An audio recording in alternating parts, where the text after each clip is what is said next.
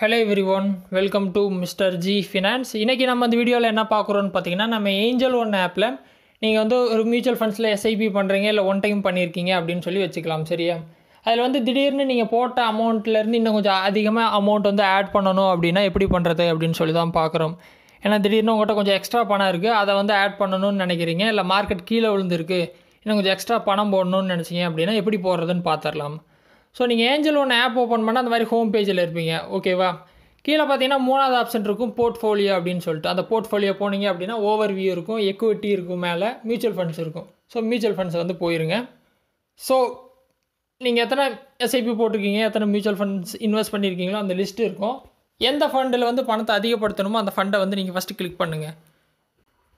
So உங்களுக்கு வந்து இந்த மாதிரி ஒரு பேஜ் வந்துடும், இன்வெஸ்ட்மெண்ட் டீட்டெயில்ஸ் அப்படின்னு சொல்லிட்டு. ஸோ நீங்கள் என்ன பண்ணுங்கன்னா, மேலே பார்த்தீங்கன்னா அந்த ஃபண்டோட நேம் இருக்கும். For example HDFC small cap ஃபண்டுன்னு இருக்குது, அதை வந்து நான் மறுபடியும் கிளிக் பண்ணுறேன்.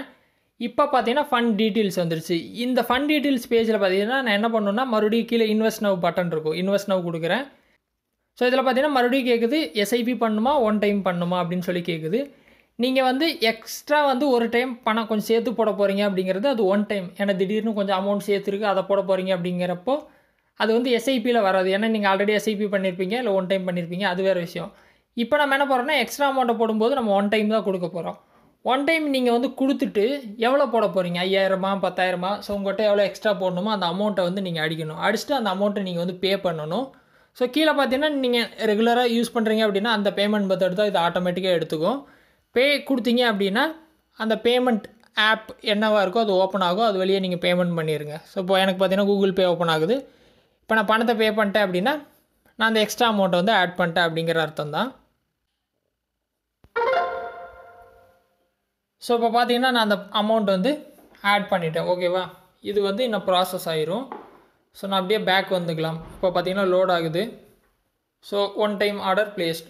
ஸோ இப்போ நான் போட்ட அந்த அமௌண்ட் பார்த்தீங்கன்னா அதே ஃபண்டில் தான் அப்டேட் ஆகும், தனியாக இன்னொரு ஃபண்டெல்லாம் கிரியேட் ஆகாது. நீங்கள் கன்ஃபியூஸ் பண்ணிக்க வேணாம். அதே ஃபண்டில் இப்போ நான் போட்ட எக்ஸ்ட்ரா அமௌண்ட்டும் அதில் ஆட் ஆயிரும். ஸோ இந்த மாதிரி பார்த்தீங்கன்னா எப்போ உங்கள்கிட்ட எக்ஸ்ட்ரா பணம் இருக்கோ இந்த மெத்தடில் பார்த்தீங்கன்னா அந்த ஃபண்டில் நீங்கள் மறுபடியும் ஆட் பண்ணிட்டே போய்க்கலாம். ஓகேவா? ஸோ இன்கேஸ் நீங்கள் எஸ்ஐபி போட்டிருக்கீங்க அப்படின்னா நீங்கள் அந்த எஸ்ஐபி அமௌண்ட்டையும் இன்க்ரீஸ் பண்ணிக்கலாம். ஸோ அது வேறு ஆப்ஷன். இது ஒன் டைமாக நீங்கள் போட்டிருக்கீங்க, இல்லை திடீர்னு ஒரே ஒரு டைம் மட்டும் பல்காக ஒரு அமௌண்ட் போட போகிறீங்க அப்படின்னா இந்த ஆப்ஷன் உங்களுக்கு யூஸ் ஆகும். ட்ரை பண்ணுங்கள். டவுட் இருந்தால் வீடியோ கமெண்ட்ஸில் சொல்லுங்கள். வேறு எதுவும் டாபிக்ஸில் வீடியோ வேணும் அப்படின்னாலும் கமெண்ட்ஸில் வந்து சொல்லுங்கள், நான் போஸ்ட் பண்ணுறேன்.